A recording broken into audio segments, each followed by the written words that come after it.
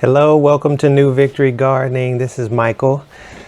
These are the apples that I got from the apple tree. The old-fashioned way of doing apple cider was to wait for the apples to drop to the ground and then get them.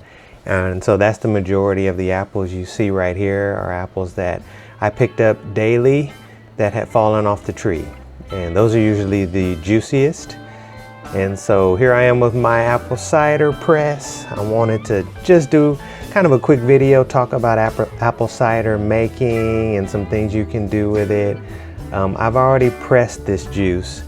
And so I guess the first thing I'll say is that when I did this for the first time in this press, I sliced my apples into nice wedges and I filled the press up and pressed it and pressed it and pressed it and pressed it, and no juice came out. I almost looked like I was gonna bust my cider press because I had so much force on it trying to get juice out. And what I found very quickly, as you can see here, I'll show you some juice coming out as I twist, but what I found very quickly is that you have to grind the apples. So you have to break the skin and break the cells of the apple. So a fruit grinder will do this, a blender will do this, and if you cut it into wedges, I would recommend grinding it some kind of way before you put it into your press. And then when you press, you'll get juice. And so the other thing I'll say while you see, this is a second pressing, and so I'm putting force down, is press once and you'll get ample juice, and then press, take everything apart, fluff up the material and press it a second time, and you'll get even more juice. It's a way of maximizing the juice output. And then when you take that out, what's left of the apples is almost dry, almost like a cake. And so that's what I'm doing here, getting that second press down after I put everything together. And as you can see, you put force on it and you be patient and wait. Patience is another virtue. Wait and let the juice come out and tilt the juice press a little to allow it to come out, and you'll be surprised. You'll get a juice pressing from a small amount. Okay, I'll do it short. I got last bits of juice coming out. You know, you press and wait, and until you get the last bits of juice. And I like to give it a tilt, right? I intended this just to be a short video. So standard press. And as you can see, with the little few apples I had left over, I pressed about 3 quarts of apple cider. And so what do you want to do with it? You can take this and drink it. It's lovely.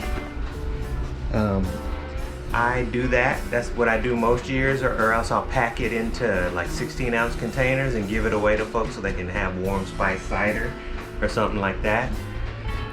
But you can also ferment this, and so some of the yeast that I've had the best results, right? These are some dry yeasts, and so basically you will follow the instructions on the package, rehydrate them and put them right directly into this, and what it makes is just a gently fermented, not super alcoholic beverage. And that actually is step 1 of making hard cider, right? So it'll be dry, it'll be slightly alcoholic, maybe 1 to 2%, something like that.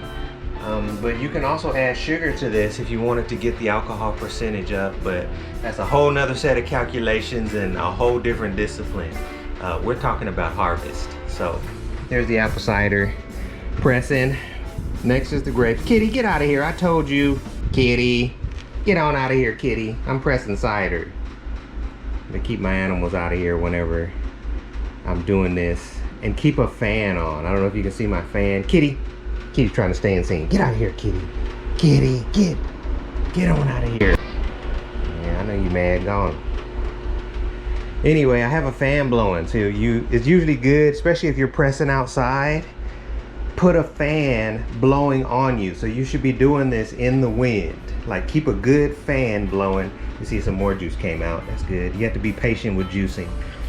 So I recommend always press twice. Press once, ruffle it up, press it again, and then be patient. Don't press it real fast. Like, give the juice some time to come out.